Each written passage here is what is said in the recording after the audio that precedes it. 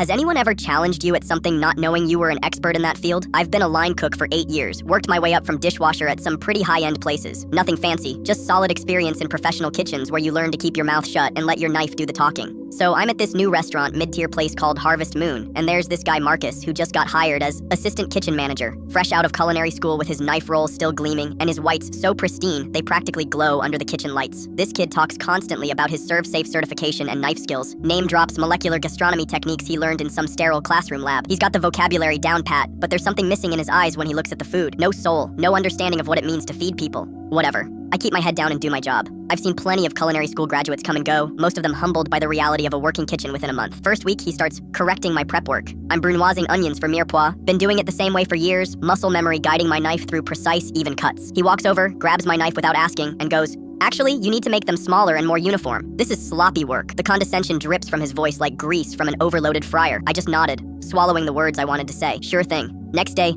he's watching me break down chickens. He stops me again, that same smug expression painted across his face. "Dude, you're leaving too much meat on the bones. Watch how a professional does it." He proceeds to absolutely butcher the next chicken, his knife work clumsy and hesitant, wastes probably 20% of the breast meat, takes twice as long as it should. The breaking point came during dinner rush on Friday. We're slammed, tickets printing faster than we can read them, and I'm working saute. Marcus decides this is the perfect time to teach me proper pan technique. He literally takes the pan out of my hands mid-order and starts lecturing about temperature control while food is dying under the heat lamps. I finally speak up. "Marcus, I've got this. Food's getting cold." He laughs, actually laughs, while orders pile up around us. "Bro, I didn't spend 2 years in culinary school to watch some prep cook ruin orders." That's when I had enough. The kitchen fell silent except for the constant hiss of the grill. I walked to my locker, pulled out a folder I keep for situations exactly like this, and handed him a piece of paper. It was my completion certificate from the Culinary Institute of America, along with a letter of recommendation from Chef Antoine Dubois. You know, the guy with 2 James Beard Awards who owns 3 restaurants downtown. Marcus went white, his face draining of color like pasta water down a drain. The smugness evaporated instantly. Turns out my prep cook resume didn't mention that I'd been sous chef at Bernardin in New York for 2 years before moving here for family reasons. Sometimes you take a step back to move forward, and sometimes you just want to cook without the politics. But Marcus doubled down, his voice cracking slightly, started saying anyone could fake certificates, that real skill shows in the kitchen, not on paper.